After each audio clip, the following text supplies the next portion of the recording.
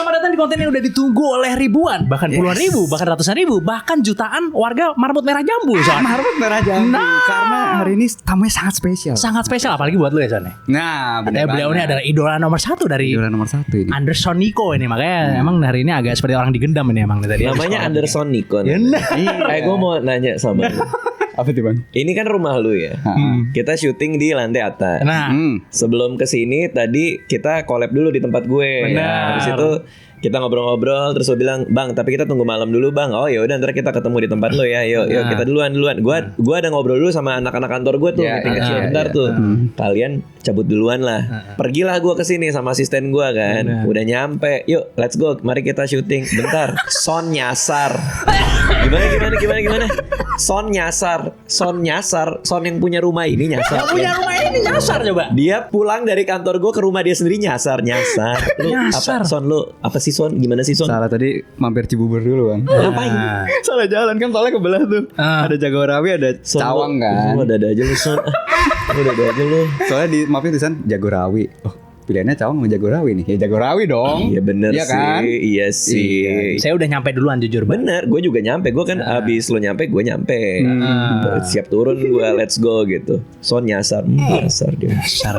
Ini rumah 3 lantai. 3 lantai rumah ini. 3 ya? Tiga. kalau nggak salah, Saya ini loteng paling atas. Loteng ini paling atas ini, Bang. Tapi kenapa di lantai 2 ada sendal cewek gue? Nah, Lo bilang lo tidur sendirian. Lo lihat ya, enggak, ada itu sendal cewek warna putih, kayak ada motif di atas sendalnya. sama gaun warna putih juga. Enggak, gue ngeliat. Enggak, Tapi enggak. beneran gue ngeliat ada sendal putih tuh apa itu? Enggak, itu dikasih orang aja. Souvenir, ya udah. Lumayan nih buat di rumah gitu. Orang ngasih lu sendal perempuan, Son. Nah, Empuk soalnya, empuk. mau bilang nyolong pas apa sholat Jumat juga nggak bisa ya. Son. Anda tidak sholat Luar Jumat biasa. kan? Luar biasa, Son ini luar biasa.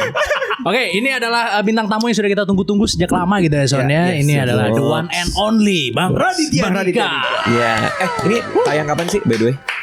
Mungkin 3 minggu lagi kali ya Son ya. Serius nih? 3 minggu lagi? Oke. Karena tadi di kantor gue pula, si Son nanya gue kan, "Bang, gimana supaya gue nggak grogi apa segala macam." Terus gue bilang, kan dia pemalu kan, dia bilang. Terus kan gue bilang, pemalu tuh akarnya dari rasa takut. Jadi kalau lo bisa mengalahkan rasa takut, lo pasti lebih berani orangnya, udah nggak pemalu lagi. Benar. Satu-satunya cara buat ngalahin rasa takut adalah untuk tahu bahwa kita tahu rasanya kayak apa. Jadi kita udah nggak takut lagi. Benar. Ketakutan tuh datang karena kita nggak pernah Dari nggak ketidaktahuan. Ketidaktahuan. Rasa takut datang dari situ. Maka gue challenge dia. Son, hari Kamis tanggal berapa nih Nurul?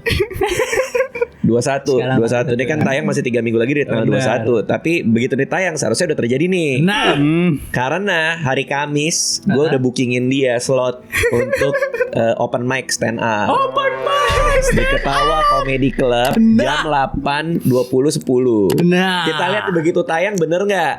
Karena gue pribadi langsung ngebookingin slot buat dia. Gue bilang, "Son, lo nggak harus lucu. Namanya open mic itu orang nyoba. Tapi lo akhirnya tahu, Son. Begitu lo naik ke atas panggung, lo ngelihat, oh ternyata gini rasanya dilihat orang. Ternyata gini rasanya mencoba untuk ngomong depan orang banyak. 2 menit aja, nggak usah lucu. Cerita aja soal diri lo. Lo terus terang lo bilang di situ lo nggak mau ngelawak. Lo cuman di challenge sama gue untuk ngerasain panggung. Habis itu lo turun. Open mic itu biasanya gratis, jadi nggak ada yang rugi, Son. Benar. Nanti kita tayangin di sini ya kalau misalnya Son datang. Bener. Jadi gue di sini bukan buat ngelucu, ya. Jadi gue di challenge sama Bang Raditya Dika buat ngomong sama 2 menit di atas panggung. Gara-gara gue nanya gimana caranya biar nggak takut ngomong depan umum. Bang Raditya bercanda nggak lucu nih. Langsung disuruh open mic, suruh stand up. Nih kan di ibarat orang nanya takut nyetir mobil gimana, langsung suruh jadi pembalap. Tapi gue tetap datang karena gue tahu acara ini gratis ya. Udah gratis masa minta lucu. Jadi gue ada seorang introvert yang menurut gue lumayan akut ya. Jadi kemana-mana suka sendiri, makan suka sendiri, ya kan. Nah belakangan gue lagi mulai mau nge-gym, ya kan. Di situ gue sadar di tempat gym itu yang hal yang terberat itu bukan bantu, tapi ngadepin ngajak kenalan. serem kan, badan gede-gede kan. Nah, kenapa sih di tempat gym nggak ada layanan pengaduan gitu? Kalau ada promo, atau misal dikasih fluid gitu kan. Kalau misalnya digangguin, ya udah tinggal diem gitu kan. Nanti security datang, PDPT datang, nggak ada juga. Atau bisa dikasih gelang gitu, gelang penolak promo. Kalau misalnya dipakai, ya kayak ketutupan aja gitu. Aku nggak bisa ngeliat gitu. Ya kan? Ini ibarat kayak warung sepi kan, suka ngomongnya ketutupan tuh. Nah gue pengen tuh kayak gitu. Gue sampai nanya teman gue ke Rishad, ke temen gue yang lain juga, gimana sih biar gak gangguin promo gitu kan. Nah dengan entengnya dia jawab, itu mah lu tinggal pasang galak aja, gak bakal digangguin dah tuh. Kayaknya gak sesimpel itu ya. Gue orangnya halus, gak enakan. Mereka minta WA, gue kasih akte lahir. Gue gak mau nambah-nambahin masalah juga kan. Udah nge-gym, muka galak, punya podcast, cuma kurang bikin video malah anak kecil. Terima kasih. Son, ini awal mula dari semuanya, Son. Awal mula dari semuanya. Dia ada Dedi ini nggak bengong-bengong juga nggak, diem-diem juga nggak? Di mana? Pas ada Dedi di sini. Enggak dong. Kurang lebih sama lah. Enggak dong. Enggak. Kita bahas apa nih hari ini nih? Oke, daripada berlama-lama mendingan langsung aja kita mulai. Selamat datang di episode yang kayaknya bakalan seru banget ini kali ini ya kan, dan akan sangat insightful, dan juga di sini ada Bang Radit ya kan. Pasti, Jadi harusnya banyak yang nonton. Selamat datang di episode baru dari Di Atas 12.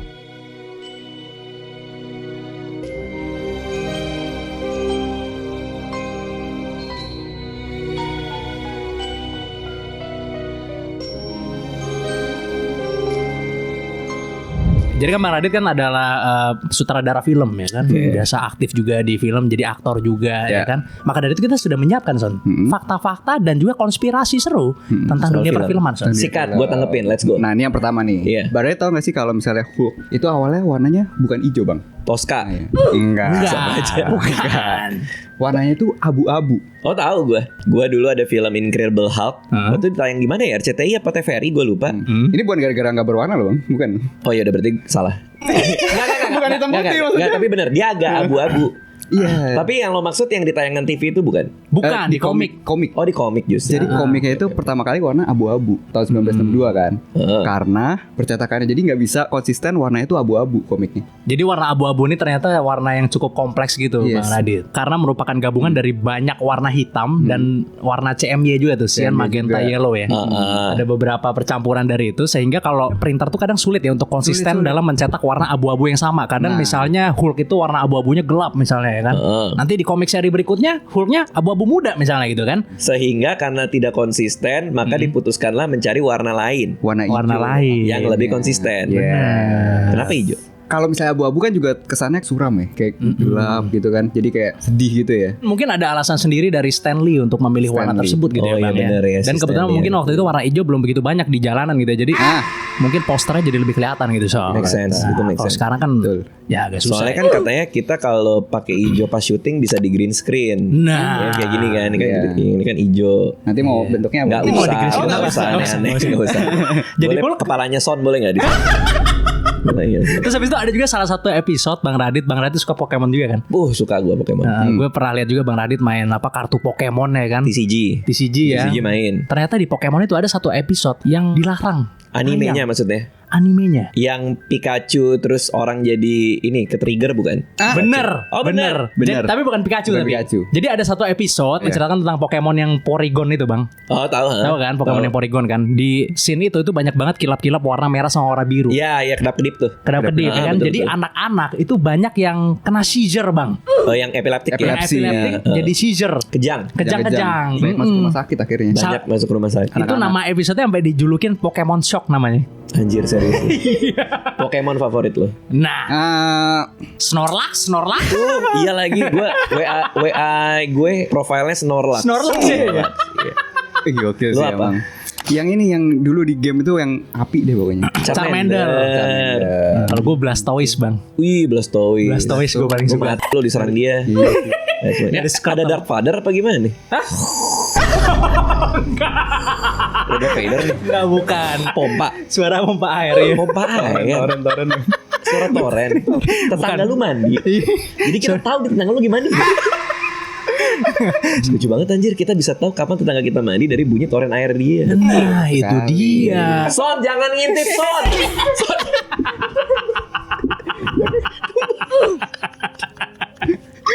Tapi emang dia denger tetangga lu? Bener lah bang. Enggak begitu dengar, enggak begitu dengar. Santai aja, Son, enggak apa-apa, Son. Aduh. Ini saya tarik kembali omongan ke kartun ya. Jadi gini bang, kartun dan film-film itu kan banyak juga yang dia dilarang karena satanik, Son. Kemarin sempat ada satu kartun yang dia dilarang karena terlalu satanik, Son. Apa itu? Apa tuh, Son? Ini di Amazon bang. Ini dia ngelesain namanya Hasbin Hotel. Cerita ini mereka itu terkesan muja-muja setan gitu bang. Si Hasbin Hotel ini. Si Hasbin Hotel ini. Jadi Hasbin Hotel ini menceritakan tahu, tentang setan yang dia itu anaknya Lucifer sama Lilith kalau nggak salah ya. Kan Lucifer ini kan jatuhnya sebagai malaikat ya kan. Tapi kan dia kayak rebel gitu kan. Nah pas dewa-dewanya itu bikin bumi, nah itu kan ngeluarin Adam sama Eve ya kan.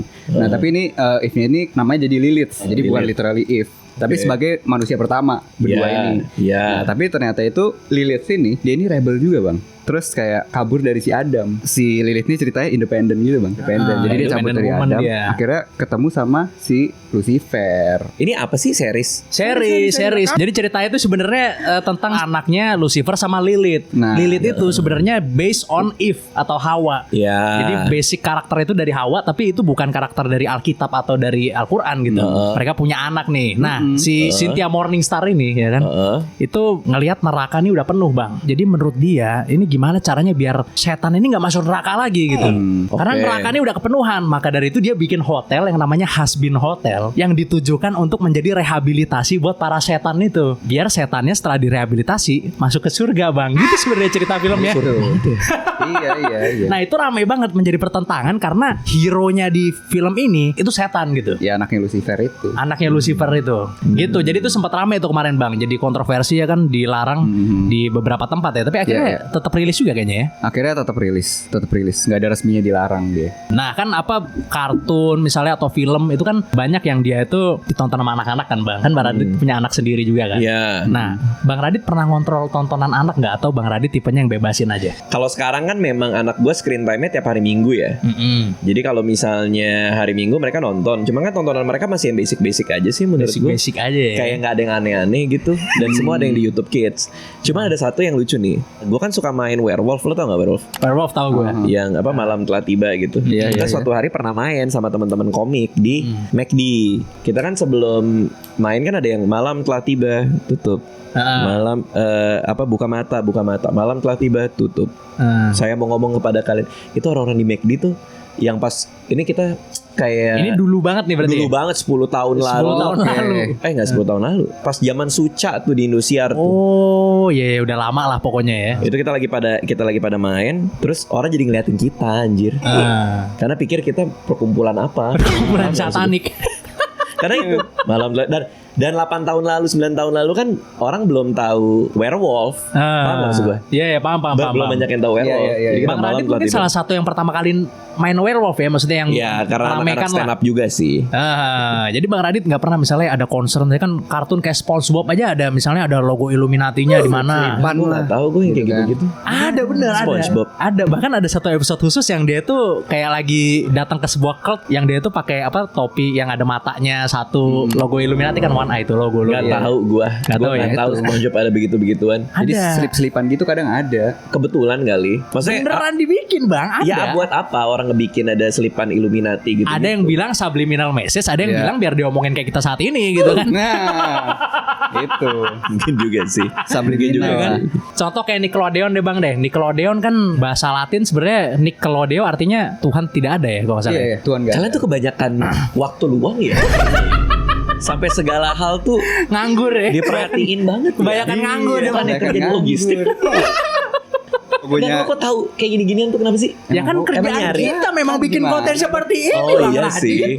Iya sih. Kayak Cartoon Karena Network gua nggak- logonya kan, hitam putih. Bener. Udah kayak lantainya apa tuh? Iya, Illuminati kan Illuminati. catur lantainya Catur biasanya lantainya. gedung-gedung Illuminati. Gue Iya. capek banget gue. Gedung Bappenas. Nah, gedung Bappenas tahu nggak Bang? Tahu. Freemasonnya Indonesia kan ada di sono kan, masih ada kan. Dulu Emang jadi iya? tempat perkumpulan Freemason dulu. Iya, lantai 2-nya papan catur juga sama. Ah yang bener ah. Beneran Bener di Jakarta ada Bang. di Jakarta. Anjir ada aja lu.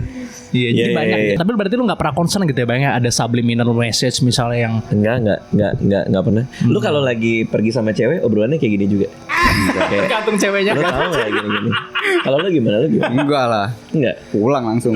Pas first date lu enggak Enggak dong. bilang gitu. Lu tahu enggak sih? Illuminati. Enggak, makanya kan tongkrongan cowok, Bang. Iya. tadi. Obrolan cowok jam 12 malam. Iya. Terus habis itu film-film juga banyak yang dilarang tayang ya kan. Contohnya nih kayak A Serbian Film Bang. Gimana sih? Jadi A Serbian Film itu dilarang karena terlalu sadis Bang. Terlalu sadis dan ada satu scene yang kalau kalian tonton itu misalnya nanti ya, silakan cek sendiri kalau kalian mau. Itu kalian pasti mimpi buruk gitu ya. Jadi ada anak ya kan. Aduh. Masih mau denger gak? Intinya apa yang terjadi intinya? Anak baru lahir, Ah udah gua nggak mau. Nggak. Pokoknya disturbing lah ya. pokoknya disturbing. Ada. Pokoknya itu adalah teori Ada. di mana kelahiran yang baru disuruh melahirkan lagi Bang. Depan.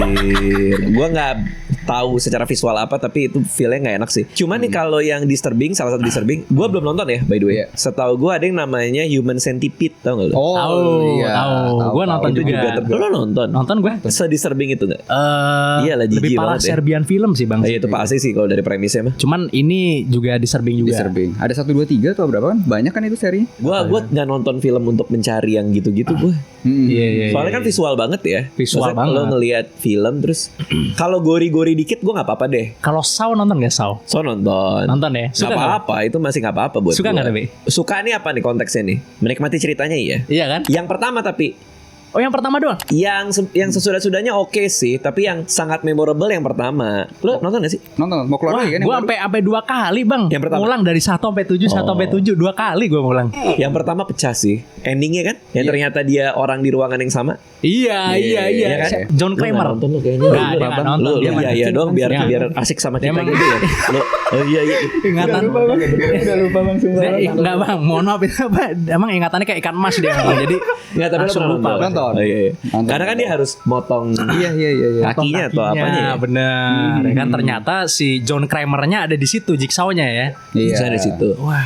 Yang di band lagi ada. Apa? The Interview pernah nonton? Yang si James Franco ya. Oh, itu nonton James gua. Franco nonton, gue juga Itu nonton. juga di band. Nah, di bandnya kan gara-gara Korea Ngomongin- Utara Iya, kan. main korut kan. Jadi sampai pas dia keluar itu ada sampai beberapa ancaman juga, sampai ancaman juga bang. Iya, Di bener-bener. bioskopnya kan. Nah, Bener-bener. makanya bioskop itu pada nggak mau nayangin di sana. Oh, sama ini Sony itu juga sampai di.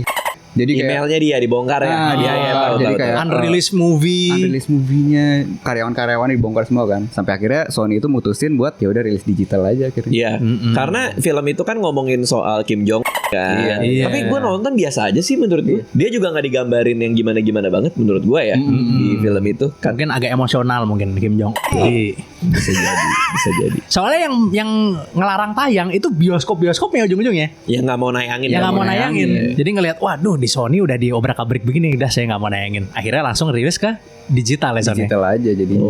Tadi mau di cancel tuh filmnya tuh. Iya. Gue nonton dan gue suka di interview. Iya, kocak ya. Bagus. Gue juga nonton tuh. Terus ada juga di Zoolander. Di band juga. Zoolander tuh di band juga bang. Enggak, emang iya. Zoolander di band di Malaysia tapi nggak di semua negara. Oh, Di Malaysia, beberapa negara tertentu iya. nggak boleh ditayangin. Nggak boleh ditayangin bang. Di kita tayang nggak? Zoolander nggak tayang kayaknya. Itu kan dia fashion. Pasti nonton di TV kan abang kan? Lupa Abang nonton gue. nggak? Gue lupa lu. Gue sih nonton di TV waktu Kayaknya itu. di TV deh ya. TV kan. Tentang fashion apa itu ya? Fashion designer, Iya, fashion Ben stylist, Stiller. Ben Stiller Stiller. sama Owen Wilson. Hujan nih. Hujan ya nggak apa-apa. Oh, untung ada ini. Aman. Nah itu di Malaysia juga gara-gara ada scene yang ini ya. Dia mau kayak ngebunuh PM-nya Malaysia di situ. PM-nya. Makanya itu lebih ngaco lagi sih. Iya. Perdana Menterinya langsung tidak boleh disiarkan di Malaysia nih katanya gitu, Bang. Make sense. Iya kan. Terus di Indonesia juga ada nih, baru kemarin-kemarin ini Bang. Mungkin Abang sendiri juga dengar kali. Apa tuh? Ada film judulnya Kiblat, tau gak Bang? Kiblat. Jadi posternya itu orang lagi ruku tapi kebalik gitu. Jadi kayak padahal udah sholat kesurupan gitu kan. Di posternya begitu gambarnya. Itu kurang dari 2 hari langsung ditarik semua tuh. Posternya, udah syuting, trailernya. Udah syuting kalau nggak salah. Udah jadi film. Akhirnya apa? Ganti poster kah? Ganti judul kah? Akhirnya rame kan orang-orang nggak mau nih apa nih ya kan. Wow, film horor tapi horor religi ini. Sampai begini agak kelewat batas gitu kan. Iya. Akhirnya apa? Hilang sementara tapi kayaknya mau dirilis lagi deh. Waktu itu sih sempat udah nggak mau dirilis. Gua kayak nggak denger deh. Film Indo tuh. Kalau soalnya film horor sekarang menurut gue ya banyak ya. Jadi kadang-kadang suka bingung juga ya. Suka bingung. Terus habis itu ada juga kartun Son. Kalau kartun gimana? Kartun yang dilarang tayang. Kalau Pokemon ada episode yang dilarang, Bang. Pokemon tuh dilarang di Arab karena orang nganggapnya kayak sihir kan di situ kan. Terus juga ada perjudian juga di situ. Kan kartu-kartu apa segala macam kan. Dianggapnya gitu kali. Dianggapnya gambling, promosiin perjudian. Nah, sama satu lagi karena evolusi. Lu kadang-kadang gue nggak percaya emang bener gara-gara itu semua. Bener. Karena mempromosikan evolusi, Bang. Baru denger sih gue. Mungkin agak kalau sihir yang gue tahu Harry Potter. Itu kan sempat diprotes banyak orang karena mengandung sihir atau mempromosikan penyihir lah di era-era dulu. Syirik gitu. Ya tapi kalau di Inggris mungkin beda ini kali ya. Iya. Cuma artinya Harry Potter gue dengar. Tapi kalau Pokemon baru pertama gue. Di Arab sih, lebih Arab negara itu. Terus ada juga Death Note ya. Death Note di band di Rusia ya kan. Gara-gara? Karena dia membuat katanya anak-anak remaja jadi merasa ingin playing God katanya. Bang, karena kan karakter utama dari Death Note Light Yagami tau gak? Abang nonton kan? Tahu gue ngikutin. Itu kan si Light sama Y ya. L. Musuhnya L. Oh iya L. Beda abjad. Jauh juga dari L ke Y. Light Yagami itu kan kayak playing God itu ya kan? Iya, nulis buat matiin orang kan. Iya, tinggal nulis doang gitu. Tapi di mana buat Rusia? Bahayanya di mana gitu? Karena remaja-remaja banyak yang terinfluence karena itu, Bang. Mereka jadi wah, saya ingin membunuh orang gitu juga salah satunya. Menurut lo kayak itu kan fiction ya pertama. Fiction, benar. Terus ya apa? Kan dia nulis. Iya benar sih. Tapi memang yang nyebelin dari Death Note itu kan dia lolos mulu kan. Cuman maksud gue kok kesannya lu pintar banget gitu. Iya. Bisa menghindar dengan begitu banyak cara menulis di buku itu gitu. Nyebelinnya itu doang sih menurut gue. Ibaratnya karakter utamanya nih orang jahat lah gitu. Iya. Dan Rusia kan ya tahu sendiri kan. Rusia kan bukan negara demokrasi, Bang. Jadi kalau ada sedikit yang melenceng sama dia pasti langsung ditertibkan soalnya kalau kata. Bisa jadi. Terus ada Shoujo Tsubaki. Apa tuh? Ini anime lama sih, tahun 90-an gitu lah.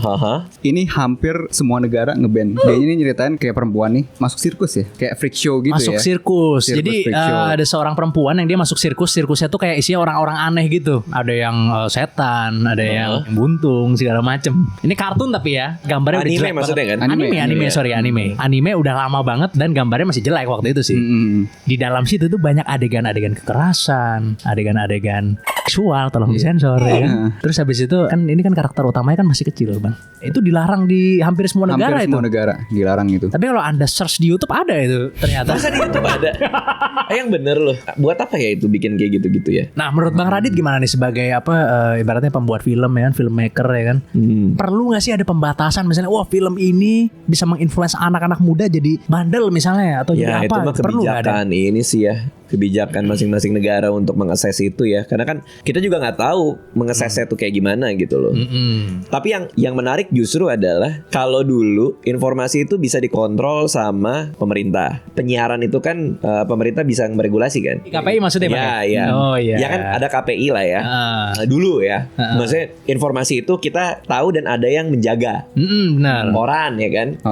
Media itu kan kita cuma dapat dari koran. Gua nggak tahu lo hidup di zaman gua apa nggak, tapi zaman gua informasi itu semua sudah ada gatekeepernya. Terus TV, pemerintah, lembaga penyiaran gitu. Informasi kita terima, nyalain TV, kita nonton. Jadi nggak ada tuh kebebasan informasi dalam konteks gua buka handphone gua, informasi gua dapet.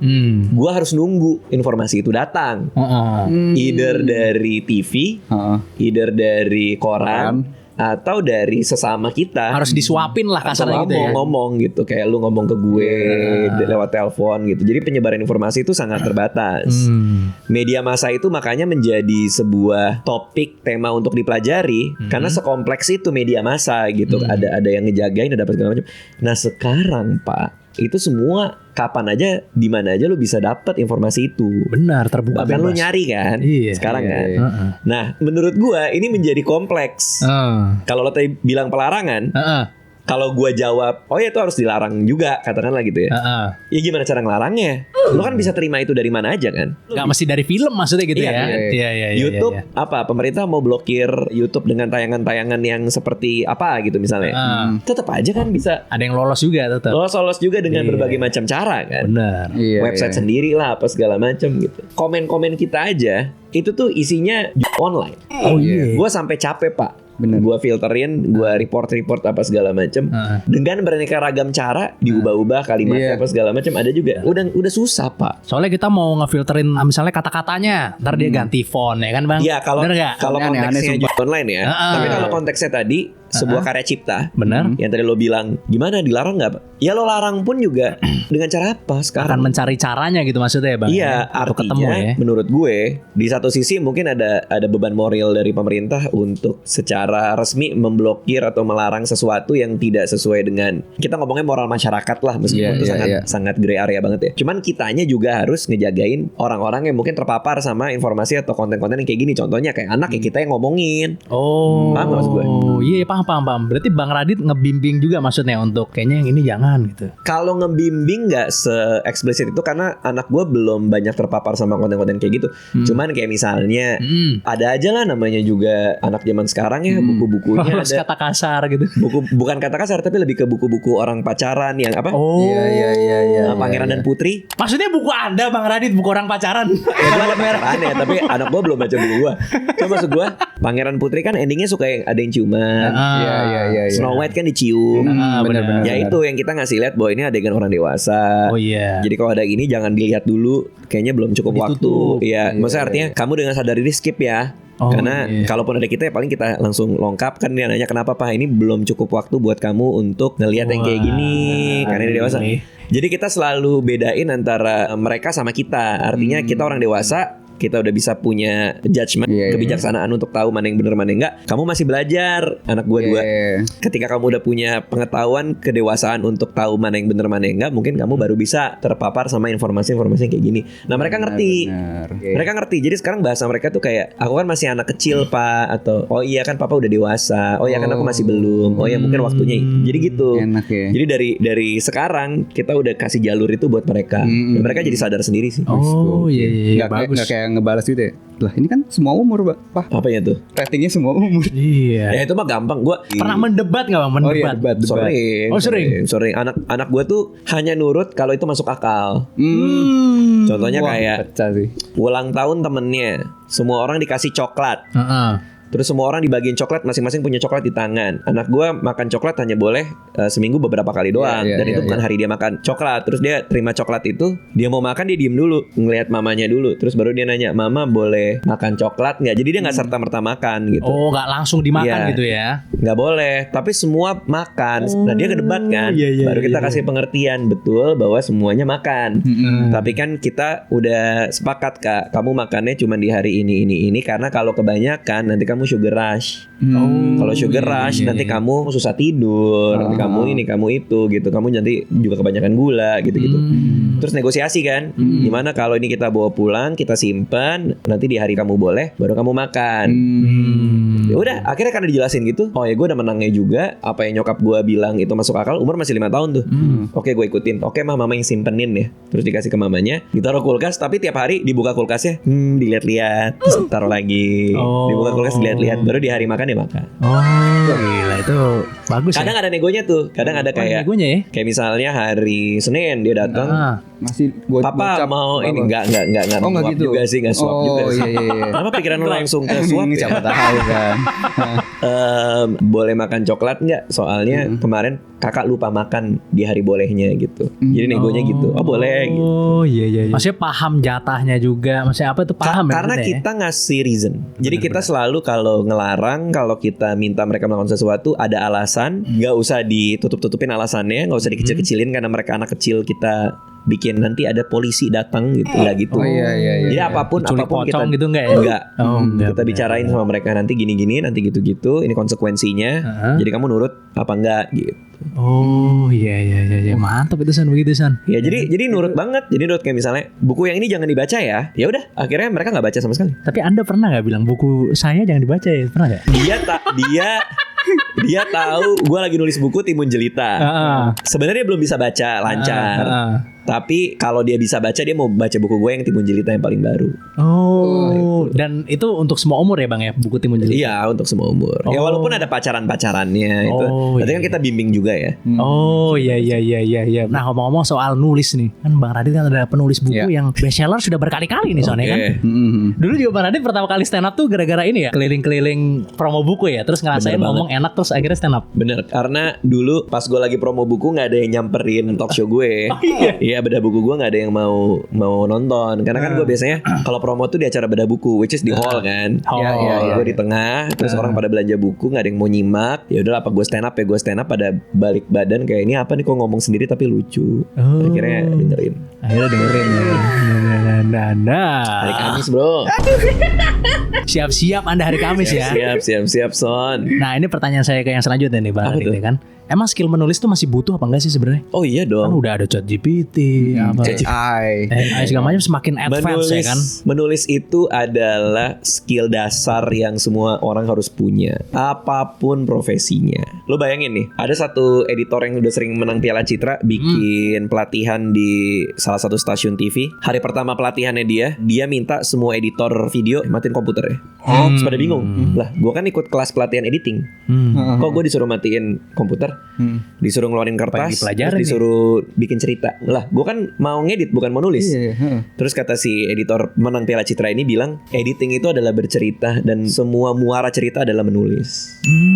Nah ini kan storytelling nih kita dari tadi. Kita bercerita, lo cerita sesuatu, gue cerita sesuatu, terus lo nanggepin lo apa. Kalau kita nggak biasa nulis, kita pasti tergagap dalam bercerita. Tergagap tuh artinya struktur kalimat, lo ngomong gimana cara bicaranya gitu. Contoh paling gampang ya. Ini SPOK-nya dia nih. Contoh paling gampang untuk ini gue sharing aja ya. Contoh paling gampang adalah kalau mau gampang ngebangun imajinasi di kepala pendengar adalah lo bikinnya dengan kalimat aktif pak, bukan kalimat pasif. Nah kebiasaan orang kita kadang kalau kita cerita itu dalam struktur kalimat pasif. Contoh ya, oh iya nih coklat itu dimakan gua kemarin, makanya gua kenyang. Nah itu pasif. Tapi kalau gua cerita gua makan coklat kemarin, gua makan coklat, gua ada guanya, melakukan kegiatan makan, objeknya coklat. Tapi kalau iya tuh coklat itu dimakan gua, nah itu imajinasi pendengar sama pembaca udah kebalik-balik duluan. Coklat itu objeknya dulu dimakan sama gue. Jadi kita selalu cerita dengan kalimat aktif biar lebih gampang ngebangun imajinasi. Ini baik tertulis maupun cerita ya? Iya, karena itu lebih gampang membangun imajinasi pendengar atau pembacanya. Anak gua selalu nurut ketika dikasih tahu dia pernah minta coklat, bukan coklat pernah diminta sama dia. Which is sering orang kayak gitu. Orang sering kayak gitu. Itu yang paling sederhana. Itu contoh dari ilmu menulis yang dipraktekkan dalam storytelling juga. Storytelling yang begini gitu. Oh iya. Berarti penting juga untuk bisa menulis gitu ya. Karena emang belakangan ini udah banyak orang yang mengandalkan ChatGPT misalnya untuk nulis sih Bang sih. Iya. Udah banyak banget gitu. Apalagi di kuliah apa yang masih sekolah segala macam gitu kan. Tapi katanya itu bisa ngilangin judgement kita tentang tulisan mana yang bagus, tulisan mana yang jelek katanya gitu. Gue nggak paham karena gue nggak pakai ChatGPT. Nggak pernah pakai Bang ya? Gue nggak pernah pakai. Gue nggak tahu itu cara pakainya gimana. Gue nggak tahu aplikasi pakainya pakai apa. Gue nggak paham 100% soal ChatGPT. Oh iya. Semua orang ngomongin itu. Gue kemarin ketemu Ferry Irwandi, dia juga bicara, dia sering ngobrol sama ChatGPT. Gue jadi nanya, kita downloadnya di mana apa segala macem. Makanya gue kesel banget. Gue lagi ada project Timun Jelita. Ada buku, ada lagu-lagunya. Gue bikin lagu tuh sampai malam. Gue belajar kelas songwriting, gue belajar cara nulis lagu dan lain-lain. Gue bikin lah dengan semua keringat dan perjuangan gue. Gue keluarin. Terus komentar orang, ini pakai AI, ini pasti pakai. Gue aja nggak ngerti cara pakai. Gue bahkan baru tahu AI bisa bikin lagu lah, apalah inilah. AI ini tuh mereduksi, menurut gue ya, mereduksi arti dari berkesenian kalau kita memakainya untuk sebagai jalan pintas untuk berkreasi tanpa tahu bahwa ada sebuah apa ya, ada sebuah sidik jari yang manusiawi gitu yang lo bisa taruh di karya lo. Itu menurut gue. Iya, benar. Nah, gue pernah ngeliat ada argumen yang bilang bahwa AI itu hanya bisa membuat dari sesuatu yang sudah ada. Iya, datanya. Iya kan? Betul, Karena kan dia nge-backtrack data yang Ambil udah ada data. terus dia Tapi membuat. datanya triliunan. Betul, data. data triliunan. Tapi artinya kan tetap data. Data Iya. betul. Nah berarti kan itu challenge buat kita untuk terus melahirkan sesuatu yang baru lagi gitu loh. Nah AI kan nggak punya itu. AI nggak punya kemampuan untuk menciptakan sesuatu yang sebelumnya tidak ada. Paham nggak sih maksud gue? Iya. Gue paham sih. paham. Tapi Iya maksudnya inovasi tuh kayaknya sekarang udah hampir nggak ada deh bang. Emang ada ya inovasi yang baru gitu misalnya. Contoh kayak Tesla mobil listrik itu kan udah ada dari lama banget misalnya. Saya jujur pernah menemui pertanyaan seperti ini bahwa penemuan tuh udah nggak ada lagi sekarang. Yang ada cuma ngulang yang lama doang. Ya kan sekarang kita berangkat dengan definisi inovasi kan. Inovasi itu kan sebuah kebaruan kan, yang entah didapatkan dari perpaduan dari dua hal yang berbeda atau yang benar-benar pure baru. Inovasi itu kan nggak melulu serta-merta hal yang 100% baru gitu. Gimana ya maksud gue? Iya, percampuran lah dari Gimana banyak ya? gitu ya. Iya, kalau suatu saat ada orang yang ngeluarin mobil bisa terbang, itu kan inovasi kan. Inovasi tentu. Tapi apakah itu terjadi kalau kita nggak tahu mobil itu apa? Itu kan belum tentu. Maksudnya kita harus tahu dulu mobil itu apa kan, sehingga kita bisa membuat itu. Benar. Jadi inovasi itu nggak serta-merta baru yang fresh baru. Paham gak sih maksud Iya, gue? paham. Jadi paham, campuran paham. dari yang lama kan. Iya gitu. Artinya kalau podcast ini aja kita sambil berendam, kadang tetangga lo mandi. Terus kita kasih judul podcast nungguin tetangga mandi. Jadi podcast ini hanya dijalankan setiap torennya nyala. Jadi kita sambil berendam air panas juga gitu ya. Tentu pakai celana juga ya. Sobat mandi gitu kan. Jadi sobat mandi abis Itu ini. orang nonton kan bisa jadi ngomong itu sebuah inovasi kan. Bisa. Paham, Iya, paham maksud gue? paham, Tapi kan paham. podcast sudah pernah ada. Nggak perlu serta-merta dari yang fresh. Iya, Gue iya, curiga takutnya orang yang bilang nggak ada penemuan yang baru, semua sudah ditemuin. Bicara itu karena tidak mau berpikir untuk menemukan hal-hal baru. Karena udah membentengi diri dulu. Ya pantas aja gue nggak bisa inovasi. Semua sudah diciptakan. Buat apa gue berpikir hal yang ngerti nggak? Ya kadang-kadang kan ada yang kayak gitu kan. Iya banget sih. Kenapa? Karena inovasi itu hanya lahir dari ketidaknyamanan, Pak. Iya. Karena itu hal yang baru kan, lo pasti nggak nyaman. Benar. Bener banget sih. Kalau lo masih nyaman, belum masuk ranah inovasi. Karena inovasi itu harus berangkat dari kebaruan. Hal yang baru itu pasti nggak nyaman. Kenapa nggak nyaman? Karena tidak tahu. Contoh nih kemarin gue bikin podcast 24 jam. Itu rame tuh viral di mana. Sama Bakri itu. Kan gue pas mau upload itu kayak kita sebodoh apa sih gitu. Maksudnya kita pribadi tim gue ya. Gue bilang ke tim gue podcast 24 jam terus mereka ketawa-ketawa aja kayak ya biarin aja lah bang gini-gini. Orang-orang bakal ngomong apa? Nah itu kan ada rasa ketidaknyamanan kan. Tapi begitu keluar kan orang mikir kayak wah ini kreatif banget, wah inovasi dan lain-lain gitu loh. Artinya tetap aja bahwa podcast sudah pernah ada, tapi yang membuatnya itu inovatif adalah kebaruan yang kita bikin dari hal-hal yang udah ada ini. Oh, oke. Sebenarnya saya tadi ngomong begitu karena menarik. Tadi kan barang-barang yang lama misalnya disatukan misalnya gitu kan. Berarti AI juga sebenarnya udah menyatukan hal tersebut sebenarnya Bang. Sebenarnya betul. Sebenarnya betul kan? Dari database yang miliaran itu. Bener. Disatukan sebenarnya kayak misalnya bikin lirik lagu deh. Iya. Betul juga, betul. Itu argumen yang bagus. Kan? Tergantung promnya juga kan. Maksudnya dia misalnya bikin lirik lagu atau bikin lagu kan dia referensi banyak sebenarnya kan. Dia gabung-gabung banyak hal akhirnya menjadi hal baru juga sebenarnya gitu kan. Nah, gue nggak ikutin AI, jadi gue nggak tahu teknologinya. Tapi dia baru bisa mengancam keberadaan kita. Karena kan tadi argumen gue adalah manusia itu unggulnya dari AI, kita bisa melahirkan yang baru karena AI itu dari masa lampau gitu kan. Kalau kita bisa bikin prompt misalnya gini, hey AI, ciptakan gue kontak lens yang bisa gue pakai tidur. Ngerti nggak maksud gue? Iya, paham. Yang tidak akan bikin mata sakit atau lengket ke mata segala macam. Tolong ciptakan formula dari ini ya. Tek, terus dia keluar hasilnya. Nah itu baru ngeri. Karena kebaruan yang kayak gitu menurut gue itu rasanya saat ini itu keunggulan kita sebagai manusia. Iya. Karena kita bisa berangkat dari problem yang masyarakat punya, lalu melahirkan sebuah produk memecahkan problem itu dengan cara inovasi. Banyak banget orang yang malas lepas kontak lens kan. Iya. Itu contoh salah satu problem lah maksudnya gitu ya. Nah, AI belum nyampe ke sana pokoknya gitu ya. Nggak tahu. AI itu belum nyampe ke sana emang sekarang.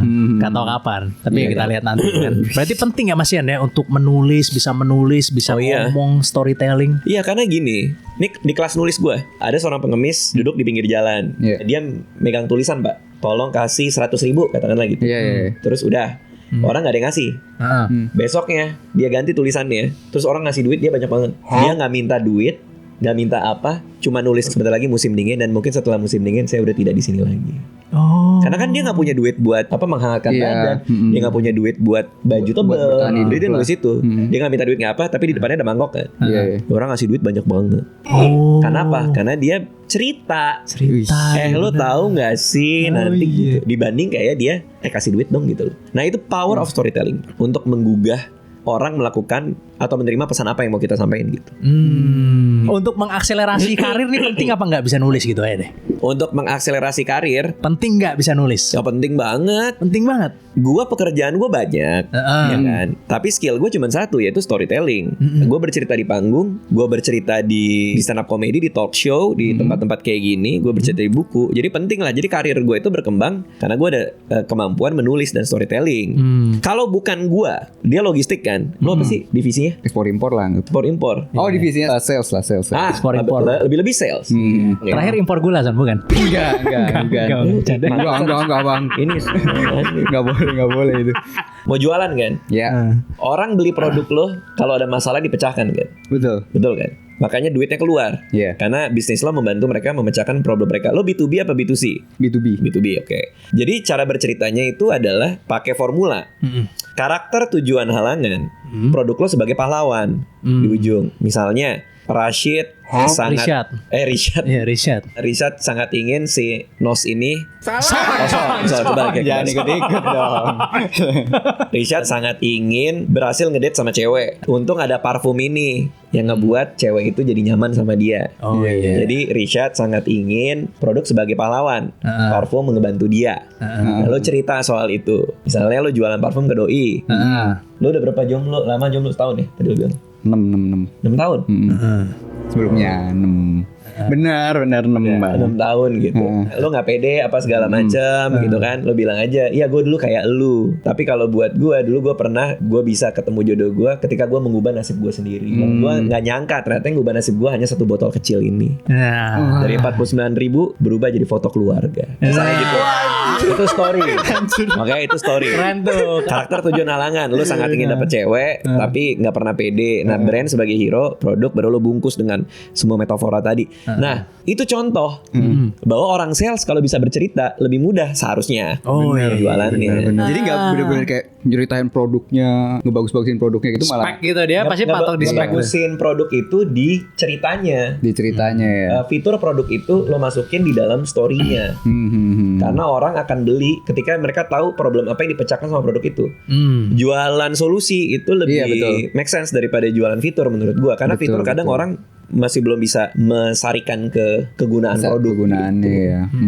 Jadi banyak ya, misalnya kita bisa bercerita, bisa bikin produk, bisa bikin buku misalnya. Game juga sebenarnya basicnya dari cerita game. Game juga jadi cerita. Tapi Indian kan semua jualan kan. Semua jualan. Sekarang kan semua jualan kan. Mau gimana pun juga lo podcast butuh lo promosiin kan. Iya pasti. Segala macam. Nah story-nya apa? Story podcast ini apa? Lo kan juga harus tahu. Apa yang mau lo ceritakan dari podcast ini? Ini ada story apa di belakang? Buku gue ada story-nya timbul cerita itu. Karena gue manggung di sekolah anak, gue jadi main band lagi. Gue jadi bermusik lagi. Dulu gue SMA main musik, makanya gue bikin buku ini karena mau ceritain setelah kejadian gue dari sekolah anak gue, which is itu story di balik produk. Nah di podcast apa gitu. Kalau nggak ada ceritanya tuh notebook gitu bang, buku diary itu. Kosong bukunya. Buku Kiki. Buku tulis Kiki.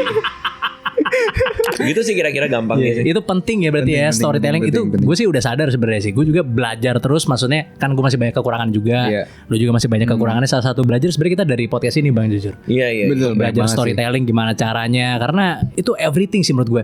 Storytelling itu bisa bikin kita didengerin sama banyak orang juga sih bang. Iya benar. Karena di dunia yang bising ini dengan semua konten yang setiap hari ribuan jutaan ini, langsung bising bang. Iya betul. Makasih tetangganya Son. Thank you kata Son. Di dunia yang bising ini, yang kelihatan adalah yang bisa bercerita dengan lebih baik. Karena semua orang pengen ngomong. Bener. Artinya adalah kalau kita tajam storytelling kita pasti jauh jalannya. Itu modal yang besar ya. Banget. Modal yang besar untuk seseorang bisa maju jauh gitu ya. Maju jauh dan dapat ini jodoh. Lo kan udah 6 tahun katanya nih. Jago ngibul ya kan? Jangan dong. Emang ya lo jago ngibul? Enggak. Nah, game ini juga sebenarnya sekarang udah mulai ini nih bang. Story-nya udah mulai makin pendek nih, ngerasain gak bang? Itu gak ngerti gue maksudnya. Storyline itu semakin pendek sekarang. Game tuh lebih banyak yang online misalnya. Ada sebuah desa yang penduduknya itu lebih banyak boneka daripada manusia bang. Lo nemu ini dari mana sih? Gue gak ngerti deh. Pulau Kucing gue tahu dan gue pengen kesana. Lo tau gak ada Pulau Kucing? Gue belum tahu Pulau Kucing. Satu pulau isinya kucing men. Di mana itu? Di Jepang. Oh di Jepang. Cuman pas gue lihat kesananya harus pakai kapal pak. Oh ribet deh. Jadi gak males. Kalau Pulau yang Boneka ini belum pernah dengar. Belum pernah dengar. Ngomong-ngomong soal kesepian nih Son ya kan. Katanya salah satu job paling sepi itu adalah stand up comedian Son katanya Son. Karena sangat mudah depresi. Pekerjaan yang paling gampang sedih. Itu yang pertama komedian. Yang kedua penulis. Kedua penulis ya? Ya saya keduanya. Makanya nih kadang-kadang orang tuh menurut gue ya terlalu mengotak-kotakan. Iya. Baik ya. Ketika lo keluar dari kampus, gue mau kerja apa ya? Bukan, gue punya skill apa ya? Oh. Bayangkan betapa banyak pekerjaan ke unlock. Kalau lo peduli, lo punya skill apa? Iya sih. Betapa banyak pintu yang bisa dibuka kalau kita berhenti mendefinisikan diri kita Dari pekerjaan. dari pekerjaan. Karena pekerjaan bisa hilang kapan aja loh. YouTuber, kita nggak pernah tahu. Bukan dari passion berarti. Nah, ini lagi nih. Ini panjang lagi nih.